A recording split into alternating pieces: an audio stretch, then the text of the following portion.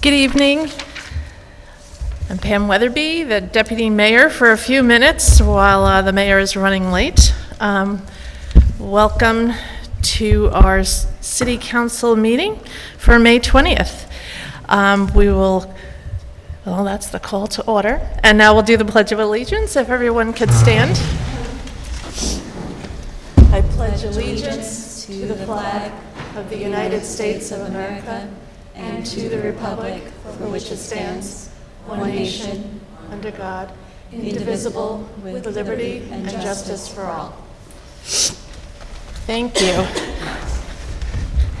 And we'll start our roll call as our mayor is rolling in. I see Molly Rhodes and Amber Grant and Mayor Kiriakou and Paloma Waki and Dan Imor Blair, and I am here, and I think Jeff Demansky is online. That is correct. Thank you. Okay. Hello, Jeff. All right, and I'm going to turn it over to the mayor. And our city attorney, Christian Gates, is on as well. Thank you. Good evening. Thank you for the on-time start. Could we do a moment of silence for Florence Northcutt? Florence basically was the heart and soul of the Holland Cultural Center for more than 30 years, and she passed away over the weekend. So if we could just do a moment of silence for that.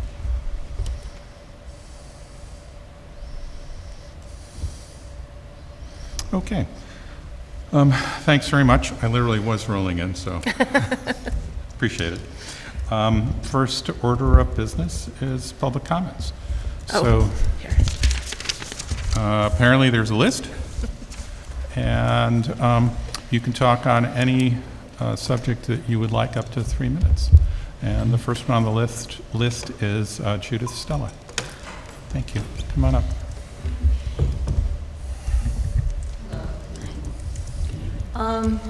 My concern is the honor banners in Beacon. I just noticed that we finally put them up, I believe, today. I've noticed the other areas, Town of Fishkill, Town of Wappingers, the Village, all of these have had their honor banners up. So that's my first thing. I was upset that we were so slow in doing that. Second thing I want to know is, are we going to expand where we're putting our honor banners?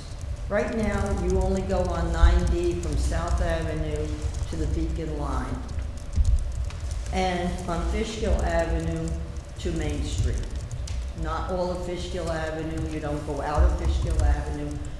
I believe that she has enough applications that we could do a little more. And the reason I say that is because my father, his banner was up, and this would have been the 3rd year, but because we don't have enough room, we had to take his banner down. I'm not happy with that.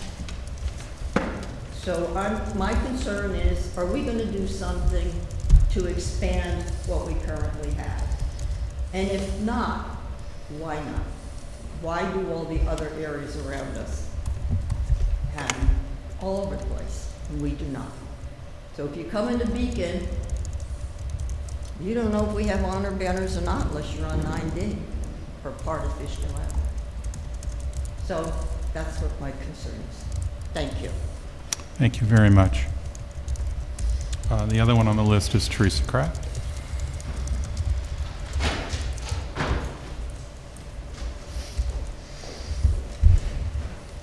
So everybody knows this is the Holland Cultural Center, and that is the portico, and it's on tonight's agenda. I'd like to wear my hat, my other hat, and speak as the current president of the Holland Cultural Center. I would like to take this opportunity during the public comment period to address the city's residents who may not be active on social media, but faithfully watch these meetings. I want to express my gratitude to Chris White for attending our 45th anniversary celebration gala, representing the city of Beacon, along with our New York State Assemblyman Jonathan Jacobson. I also want to extend our special thanks to all our friends, new and old. Thank you, Lee, for the silent As some of you might know, Florence Northcutt passed away Friday, May 17th at 1:11 p.m. She wanted to write an exit letter into the newspapers just to say thank you to everybody. Florence will be remembered as a visionary and a generous leader who cherished the ideals of cultivating an artistic, thriving cultural community. Her leadership and volunteer spirit greatly enriched our community, especially through her work at the Helen Cultural Center over the past 38 years. We, and those she served, are tremendously grateful for the extraordinary impact Florence made in the lives of children, adults, and families. It is with a heavy heart that we share this news. As per Florence's request, there will be no funeral home, wake, or church services. At a future date, there will be a celebration of her life at the Helen Cultural Center, pre-orchestrated by her family and friends. The work at the center is never done. We will follow in her footsteps, and we need a lot of help, so help us. Thank you. Thank you, Florence. Thank you, Teresa. Is there anyone else in the physical public who'd like to make a public comment? Please come on up. Clark Edmond, 2 Wilson Street. There was quite a bit I wanted to comment about the Howland Cultural Center tonight, but I think in light of circumstances, I'll leave my comments to Teresa. I look forward to the success of you continuing this legacy, and look forward to sitting with you and your board members to discuss how the community may be further enriched. And I'll leave it at that. The idea here is the city of Beacon of scale intellectually to handle the rigors of opportunity that confronts the community at large for greater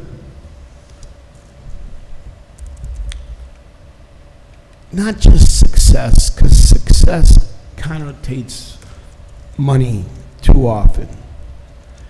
And cultural richness doesn't quite touch the unseemly underside political nature of government.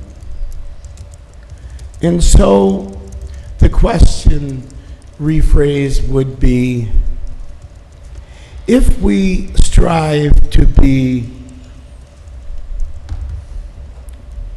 culturally and politically in tune with the times, then we must tackle the impediments to a freer, more participatory democracy. When we talk about AI and the fear of intelligent discussion in a democratic society, we need not fear or unnecessary husbandry, if that's a politically correct word, I guess probably not, over dominion over the data of the community and the decision process.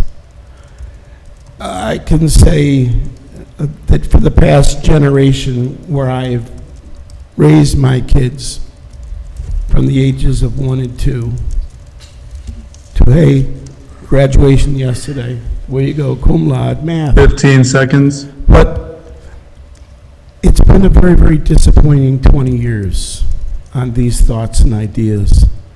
And I think the city can do better, and I dare say that the city is about to Your time is elapsed. legal turmoil that it needn't have, but for the weakness of the council to act. Thank you very much. Is there anyone else in the public audience, physical public, who wants to make a comment? Okay. Ben, can you let us know if there's anyone out in the virtual audience? There is no hands raised on Zoom. That's out of like, what, 8 billion people? Okay, it's a quiet evening. All right. So let's do public hearings.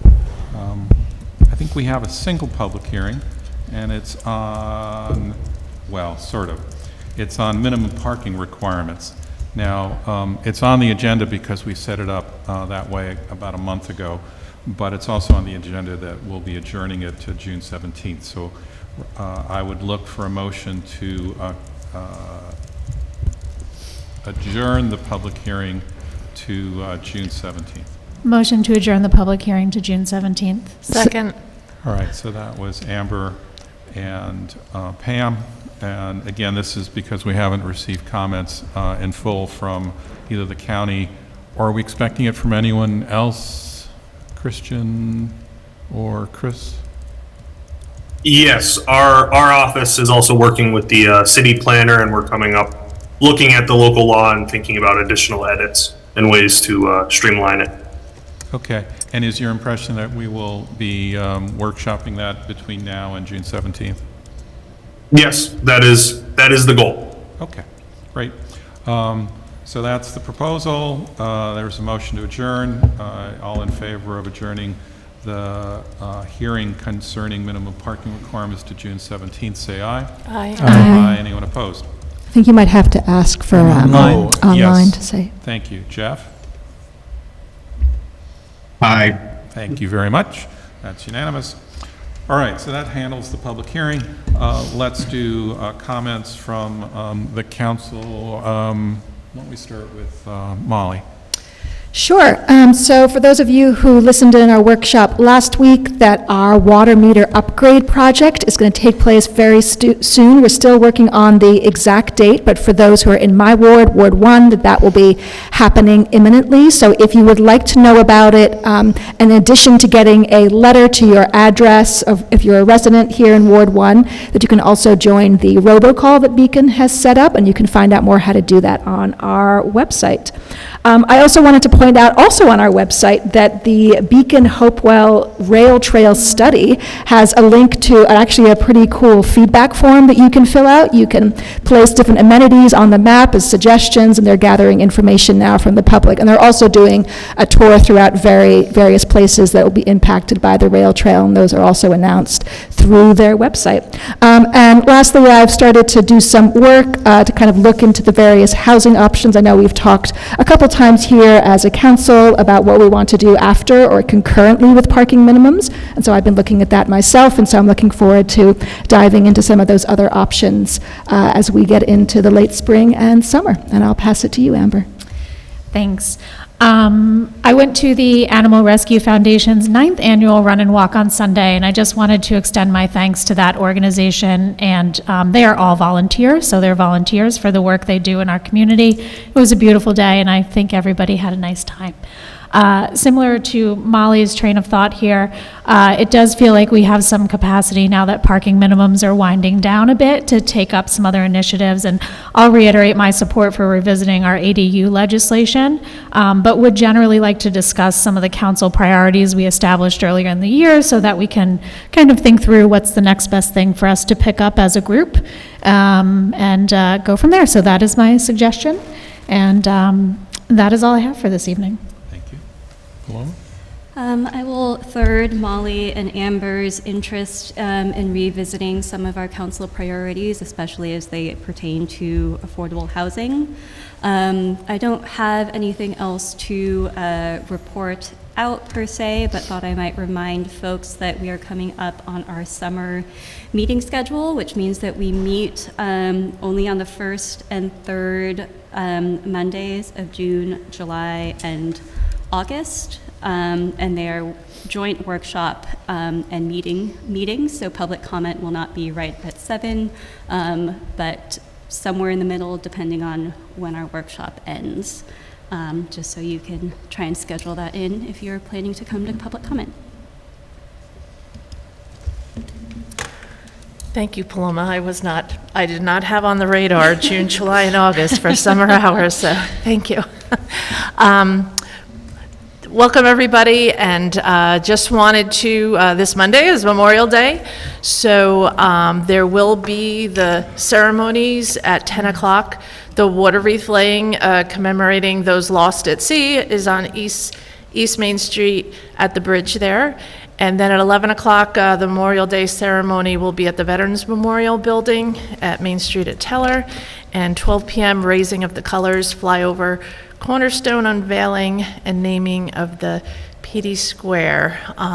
Also, this year is the 100th anniversary of the Veterans Memorial Building, so there'll be celebrations for them throughout the year, but hopefully we'll be able to have some people out on Monday morning commemorating those that we lost due to war.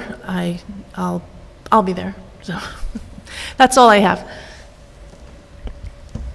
All right. I've been away for a couple weeks, and I just want to say thanks to everybody for the kind words and condolences.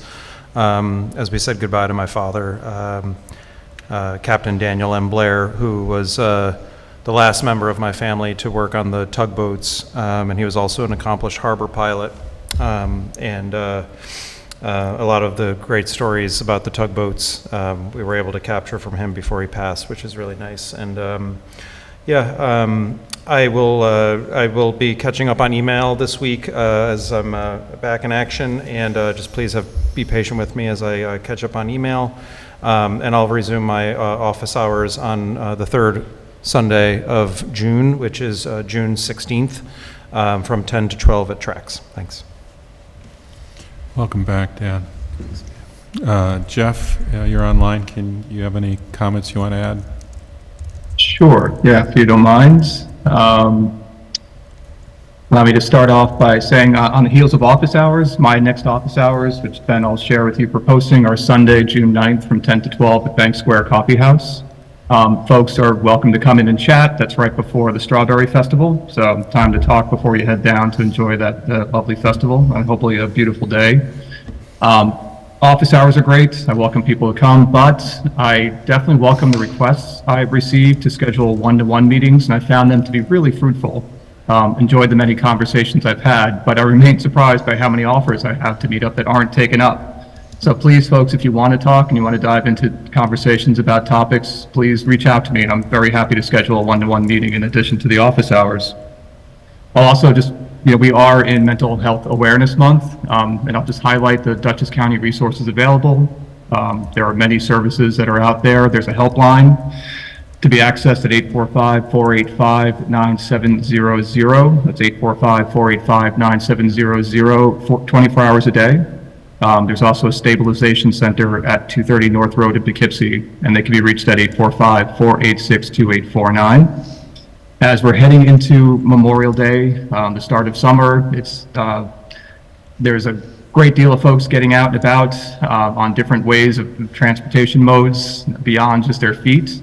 I'm very pleased to have participated a couple of weeks back in the Bike, Walk, and Roll to School Day that was led by the Beacon Bicycle Coalition. So thanks and praise to them for bringing the students out to focus on bicycling and traveling to school by those modes, biking and walking. Very happy to have joined the group that went from Loopers to Sargent Elementary School, and I was so pleased to see all those lovely heads protected with helmets, and urge everyone to realize that anytime you're using a vehicle of any sort to get around more than your 2 feet, it makes all the sense in the world to use a helmet. Particularly concerned about folks I see on electric bikes that for some reason don't think that this warrants a helmet when it really increases, more than others, it really does. It is a law that New York State requires kids under 14 to wear bike helmets. For those of us over 14, our job is to, 1, set a good example for those under 14, and 2, make it look good, which I've been striving to do for many, many years. If you come to my office hours, I'll tell you the story about the time I biked from New York City to Princeton with my program team for the bike program that we set up while I was wearing a 3-piece suit. So it's easy to do it, and those bike helmets are just a lovely accoutrement, and they actually do lovely things for your hair as well. So please wear those helmets. Thanks. Thank you, Jeff. Also, speedy recovery. So. Thank you. Yeah, so the only thing I would add about Memorial Day coming up, because I will also be there, there's going to be a flyover, which Pam mentioned. I think it's all vintage airplanes, And on Friday, those of us at City Hall, maybe some others, observed they were doing a practice run. And there were about a dozen, mostly World War II planes. They looked like they were mostly twin-engine, either bombers or support planes. So I guess they're going to do a flyover, which will be very cool. The one thing I do want to spend a little time on is the Hudson Highlands Fjord Trail. As you know, this is a proposed trail, or maybe it's a linear park running from Cold Spring to Beacon. It's had some controversy in our sister communities to the south, who I think are concerned about, attracting too many people. As a result, the Fjord Trail created what's called a Visitation Data Committee, which they wanted to prepare and present kind of statistics or data, obviously forecasting as opposed to precisely knowing what sort of visitations there might be. They asked the various communities to offer up people for this committee. I appointed Sarah Mencher, who not only is a resident, but has a master's in public administration with an expertise in data, worked for New York City Economic Development in that area. The town of Fishkill appointed one, and the town of Phillipstown, the village of Cold Spring, and the village of Nelsonville. For those of you unaware, there are two villages down there. One is Cold Spring, about 2,000 in population. The other is Nelsonville, about 700 in population, and that is within the town of Phillipstown. They appointed 5. I discovered along the way that the 5 others, not counting the Beacon and Fishkill representative, put out a statement about halfway through, or I'm not sure exactly how far through the process, stating their concerns with some of the data. I compared notes with Sarah, whose view on data I trust, and she actually thought that the experts putting data on the table were actually doing exactly the right job. As a result, I compared notes with the supervisor of Fishkill, Ozzy Albra, and he and I put out a joint press release, one iterating our support for the Fjord Trail, and 2 asking that we have additional representation. I missed something in the chronological order. Shortly after the 5 on the Visitation Data Committee from the southern communities put out their concern, the 3 executives of Phillipstown, and Cold Spring, and Nelsonville put out a release saying that they opposed the beginning of the Fjord Trail in the village of Cold Spring. They did not oppose it beyond that. But coverage suggested, because we have to do headlines, coverage was they oppose. So our release was one of support of the Fjord Trail, but also asking for additional representatives. Almost immediately after that release, the mayor of Cold Spring and I talked by phone, made clear that their concern is in the village of Fishkill. We made clear our concern is to put the data on the table and not to rush to judgment. The Fjord Trail folks offered both Fishkill and Beacon 2 additional representatives. I am hereby appointing Amber Grant to my left, who's a council member who spends her professional career dealing with data. And then in addition to Amber Grant, Zach Smith, who's a resident about 100 yards from here, lives on the corner of Beacon and South Avenue, whose job is a data scientist. And so I've asked the 2 of them, and I'll be appointing them to the committee. The town of Fishkill is also adding a couple. I believe the supervisor, Ozzy Albra, is one, and I believe the town planning board chair is the other. So what we're doing is we're asking the Data Visitation Committee to finish their job, to put all the data on the table. They've offered to get the new participants up to speed, which will take a few hours of work on their part, which I'm very appreciative of your willing to put that in. And then they'll complete their meetings and do a report. I look forward to the people representing Beacon on that committee, who I believe all have good data and analytic backgrounds, to make sure that data is both complete, our reasonable estimates of what are potential future visitation, and our objective. I think that will help the process along. I do ask that those of us in Beacon and Fishkill who support the Fjord Trail to voice your support. I think some of the benefits of the supervisor and I doing a press release on the subject is it has made others feel comfortable expressing support as opposed to those expressing concern or opposition. I will point out as well that there was a Yale Day of Service. I'm an alumni about 2 weeks ago, and what we all decided to do was to help clear invasive vegetation off of the Breakneck Ridge Trail in support of the Fjord Trail.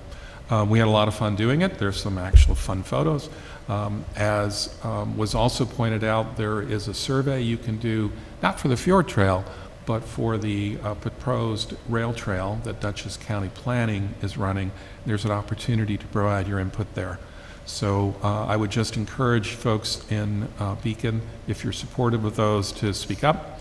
I also encourage the Fjord Trail folks repeatedly and often to start their work here. We would be excited to have them begin their work sooner in Beacon than what is on the calendar, and I think that might help the process along.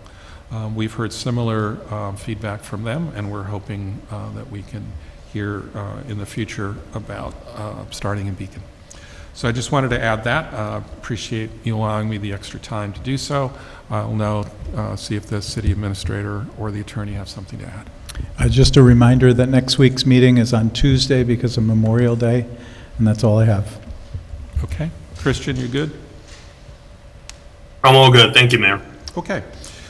Let's start with local laws and resolutions. The first one is appointing Thomas Figlia to the position of police chief. Can I get a motion and a second on that, then have Chris and then the chief? Motion. Second. So that was Amber and Dan. Chris, would you add anything before? Yeah, just as background, Chief Frost announced to the city some weeks ago about his impending retirement.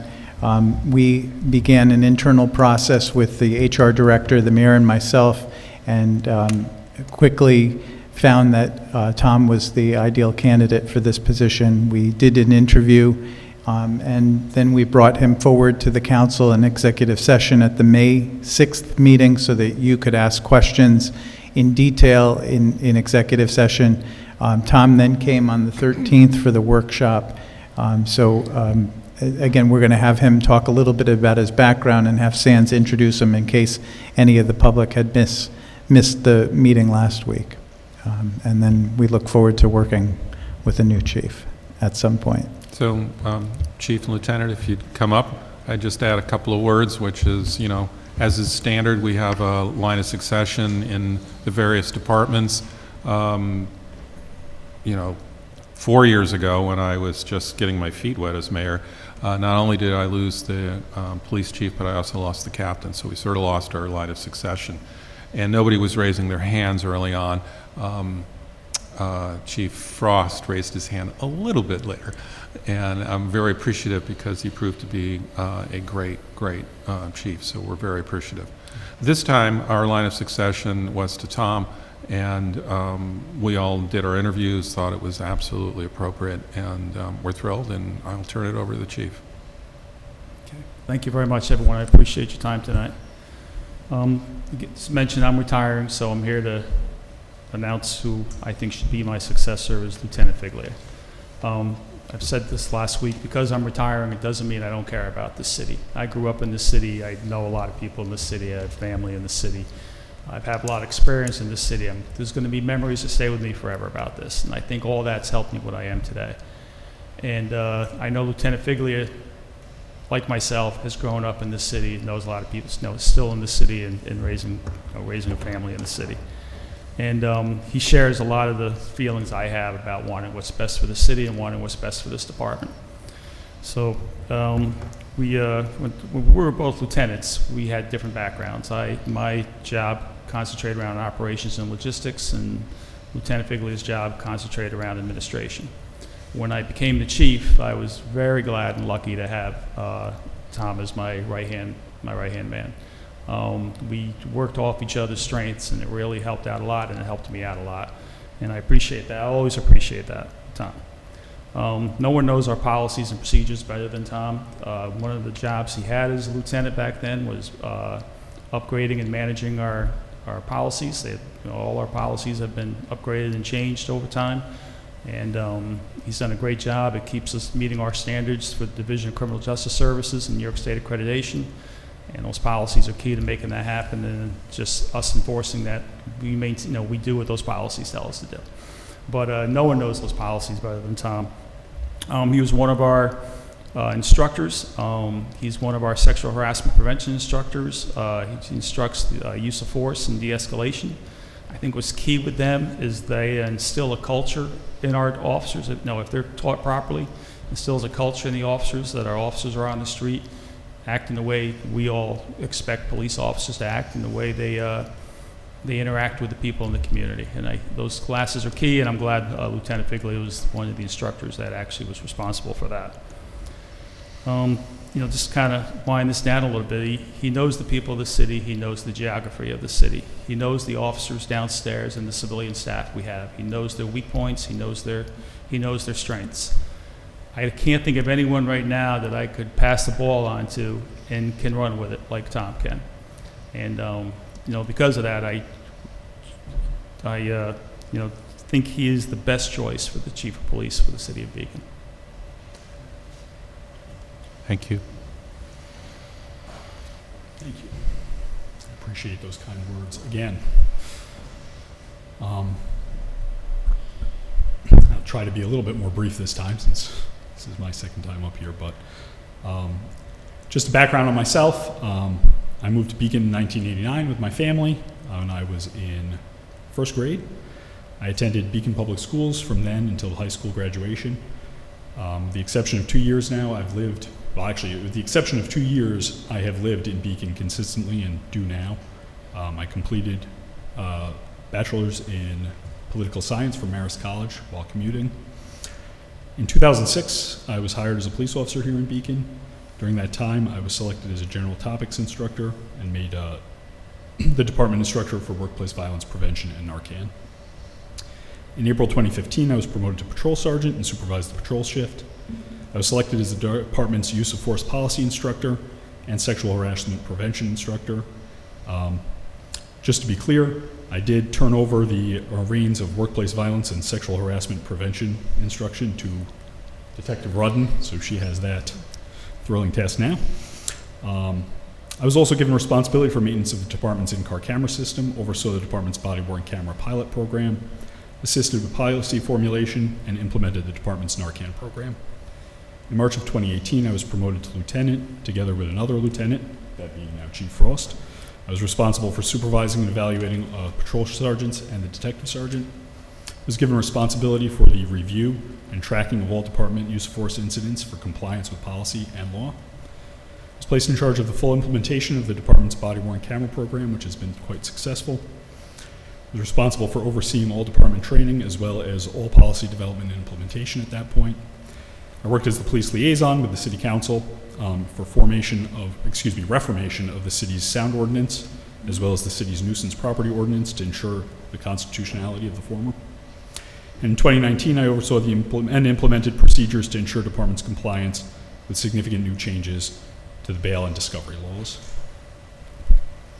In June of 2020, as you guys know, the previous chief and captain retired simultaneously.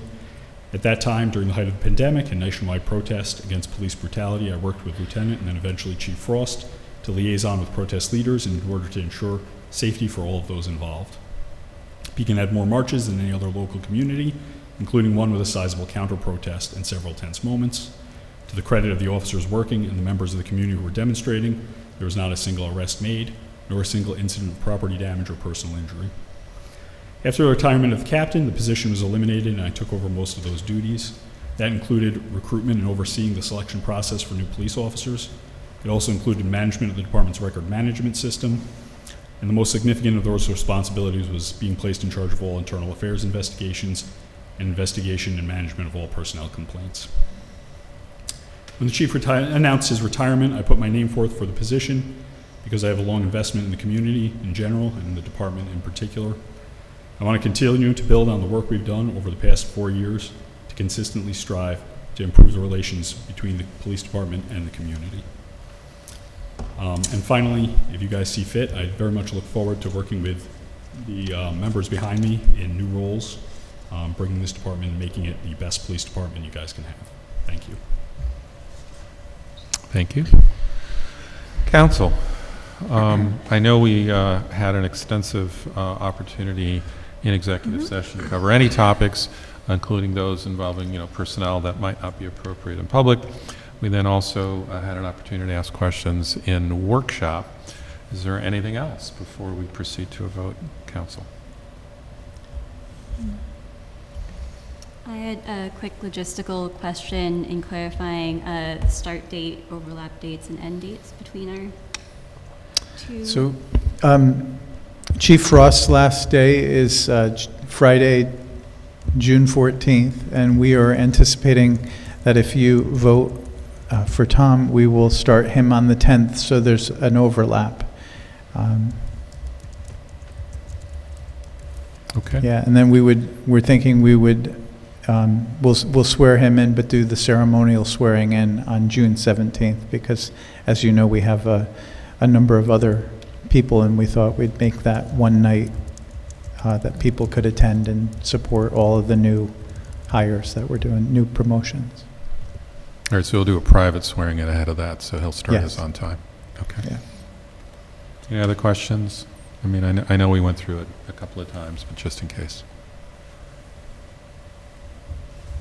All right. Where's your, I just was expecting a crowd, right? By crowd, he means your mom. It does, actually, because... She's watching my son right now. Yeah, because that's the person I actually know best in Beacon, whose last name was Fickle. So. We're going to extend a personal invitation for the 17th, it sounds like, so. Okay. All right. So all in favor of appointing Thomas Figlia to the position of police chief, say aye. Aye. Aye. Jeff? Aye. Okay, and I also vote aye. So you're it. Thank you very much. Be very careful.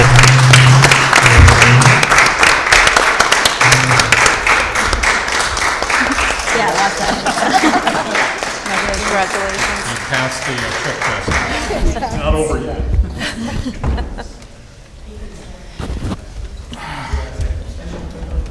And it took me quite some time to understand who the audience was in the back. You're all kind of incognito, and it's like, oh. Thank you. Stay here. All right. The next resolution is appointing Jamie Mickle to the position of motor equipment operator. Can I get a motion and a second? Motion? Second. So it was Molly and Pam. Chris, you want to tell us a little bit before we do that? Sure. We have an opening for motor equipment operator in the highway department. We had promoted our MEO to the water department as a HMEO, and we're backfilling with Jamie Mickle, who now works for New York State. NISDOT has been with that agency for 10 years. He's a skilled operator and construction equipment operator, and he was interviewed. He has a Class B CDL, and we thought he's a perfect fit for the work that we have here. So we're proposing to hire him to start as soon as possible. Okay, any comments, or didn't cover in workshop? Or even if we did? Is he able to start like right away, or does he have to give notice, or? I think he needs to give a little notice. Okay. But not too long. Yeah. All right, so all in favor of appointing Jamie Mickle to the position of motor equipment operator, say aye. Aye. Jeff? Aye. And I also vote aye. Thank you very much. Okay, the next resolution is authorizing the city administrator to execute a user agreement with the New York State Department of Transportation regarding equitable business opportunities. Can I get a motion and a second? Motion. Second? So that's Pam and Molly? Molly. Yes. Okay. And Chris, you're going to tell us this is part of the process of rebuilding Route 52? Yes. So this pertains to the Fishkill Avenue, Teller Avenue Rehabilitation Project, which we received NISDOT approval to start last Friday. So we were queuing this up. As part of that, we have to set up and establish a login for the EBO, the Equitable Business Opportunities System that NISDOT operates. We did this actually back in 2021 for the Main Street project. We're supposed to do it for each project. This allows me to submit for the login, and then that's the next step in setting up the contract to move forward. Any questions or comments? My only comment is on Friday, Chris got notice from the state on a go-ahead, and he kind of came in and was like kind of giddy, right? It's like, oh boy, another project gets to start. So, but we all are very excited. I didn't say, oh boy. Giddy, though, was about the right phrase. But I didn't say, oh boy. It's probably I don't say, oh boy. Okay. I think I said I get to build more stuff. Okay. Okay. So actually, this is great. We're very excited. It will be a busy time, but it's great.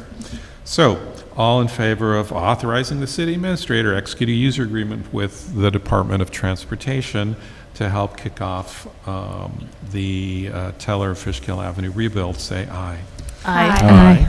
Jeff? Aye. All right. Thank you.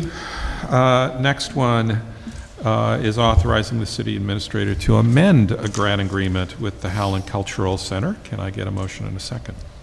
Motion? Second. So, Paloma and Dan, welcome back. Okay. And this is because we had an existing grant agreement and we're amending it? Yes. Okay. So the council previously authorized this grant through resolution number 129 of 2021. The grant agreement expired.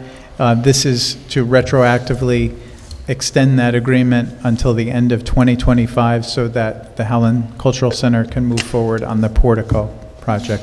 And they recently received a $50,000 commitment from the state of New York, and we think they have a really good shot of moving this forward. So we'd like to renew the grant, give them some extra time, and then see what this looks like when it's done. I just want to encourage the Howland Center, please spend our money, right? So we don't, okay. I don't know if we have more, but this was a prior grant, and it was the only grant that was incomplete, and we're happy to extend it, but, you know. So any other comments? I would just say there's still private opportunities to donate to the project. There you go. Don't feel like we've covered it all, because it's more expensive than those two grants that looking at that plan, it's stunning. It's going to be beautiful. Yeah, Not that it isn't already beautiful. I think we're over But, 150,000 on the budget, so Yeah, that looks like a little bit more than $100,000. we're going to start a telethon right now. Please call in with your donations. Yeah. But if people are interested, they should visit, I would imagine, the Howland Cultural Center's website, or I guess stop in during the times when they're open. Yes. And ask for information. Okay. Okay, so all in favor of authorizing the city administrator to amend the grant agreement with the Howland Cultural Center, say aye. Aye. Aye. Jeff? Aye. Thank you very much. Okay. The next one is setting a public hearing. So this one is, we'd like to set a public hearing on a proposed local law concerning fire hydrants. Can I get a motion and a second? Motion. Second. So that's Pam and Molly. And Christian, will you tell us a little bit about why we need a law on fire hydrants? Absolutely, Mayor. Thank you. So this local law would bring into the fold of the fire hydrants, private fire hydrants. There are currently no regulations addressing fire hydrants, and this would also codify the process for when there are special circumstances in order for someone to get a permit to open a fire hydrant. That's very limited circumstances, but this would codify that process. It would also set some standards for when new fire hydrants are installed. Some of these processes include making sure that the specs and designs are shown on the site plans. And one thing I do want to mention is that our office works with the superintendent of water, the building department, and we also got input from the fire chief when preparing this local law. So this was a a group effort in order to look at some best practices and ways to really standardize the process and make sure that when someone does open a fire hydrant, they are doing it properly, that they're paying for the water usage because fire hydrants aren't hooked up to a water meter. So if in the special circumstance someone needs a permit, they would get a backflow device. They would also put on a water meter, and then that way that water can get billed for. There's also some more standard rules and regulations. For example, if you have a private fire hydrant that can get covered up with snow, they would be required to put a snow marker. So if there is an emergency, a fire hydrant can be discovered. This also, puts out the duty to repair. So if someone does, there's only a handful of private fire hydrants in the city. I want to say that there's not hundreds of them. I think it's maybe 24. I have a corrected number. It's 65. So I thought it was 24, and then I was corrected by our technical staff. Wow. So we have 65. So that's a decent amount. And so this would give the city a way to also address inspections as well as an annual registration process. So currently, when there are private fire hydrants, that's included within the building department's inspections. But there also needs to be a way to track these private fire hydrants in order to log when they go down, if there's testing issues. So there would be a complimentary annual registration fee. I think if I'm missing anything, there's another aspect in here is that for private fire hydrants, they have to be color coded. They also have to have a band that designates their flow rate. Again, a lot of this is public safety and just ensuring that there's really a standard process for when anyone wants to open a fire hydrant or they're installing a new private fire hydrant. And in case you didn't get all this, this is just setting the public hearing. Yes. Then we will Yes. have the public hearing, and we'll be told this again, and then it'll probably come to workshop one more time, and then it'll go to a vote. Yeah, I believe in your resolution, the public hearing would be, if you vote for it, this would be scheduled for June 3rd. Okay. Any questions or comments? Now that we know the 65 number, so this is, can I bring forward a vote on setting a public hearing for June 3rd on this proposed local law about fire hydrants? All in favor? Aye. Aye. Jeff? Aye. All right, that's everybody. The next one is also setting a public hearing. This is a local law on termination of illegal sewer connections. Can I get a motion and a second? Motion. Second. I think that was Amber and Paloma. Did I do Molly. it? Was Was Molly. Molly? Okay. Sorry. Credit where it's due. Thanks, All right. Amber. So Molly and Paloma. And Christian, you'll give us the quick version of this one too? Yes, I'll try to be a little bit briefer with this one.